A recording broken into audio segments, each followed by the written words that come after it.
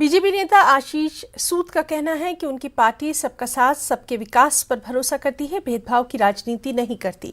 उनका यह भी कहना है कि आजाद के मैदान में आने से बीजेपी को डर नहीं है, बल्कि जो अपने फायदे की राजनीति करते हैं, दरअसल डर उन्हें है। पार्टी पैन जम्मू कश्मीर सबसे बड़ा दल डीडीसी के चुनाव में बनकर निकली है।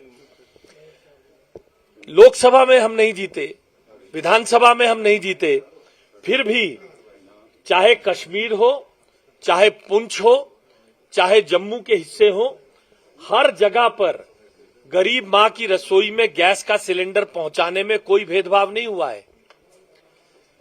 पाइप्ड वाटर पहुंचाने के लिए गंदरबल और श्रीनगर जम्मू कश्मीर के पहले डिस्ट्रिक्ट बने हैं जहां पर 100% पाइप्ड वाटर पहुंचाने का काम हुआ है, जबकि हमें लोकसभा में वहां वोट नहीं मिले थे।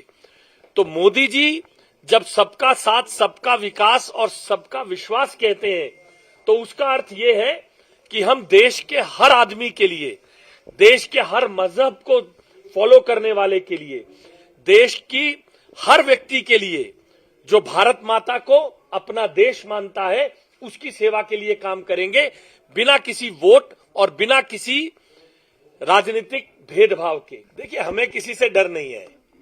आप ही ने अभी एक सवाल में पहले पूछा, आपकी तो परफॉर्मेंस अच्छी नहीं थी, तो हमें क्या डर है?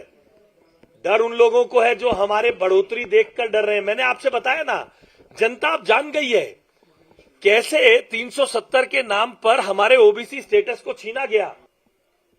आज उनके लागू होने का रास्ता खुला है, जो भारतीय जनता पार्टी के सबका साथ सबका विकास सबका विश्वास के जरिए मिलेगी। हम उनके हकों के लिए, हम उन समाज के हकों के लिए जो 27-28 समाज ओबीसी कैटेगरी में इस राज्य में चिन्हित किए गए हैं, उनको उनके हक क्यों नहीं मिल रहे हैं?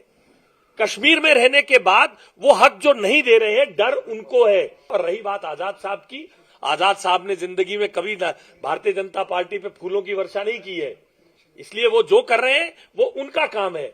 हम जनता की सेवा करेंगे, हम जनता की सेवा करेंगे और देखेंगे कि जनता सबका साथ सबका विश्वास सबका विकास पे मोहर लगाएगी या इन लोगों की विभाजनकारी नीतियों पर मोहर लगाएगी।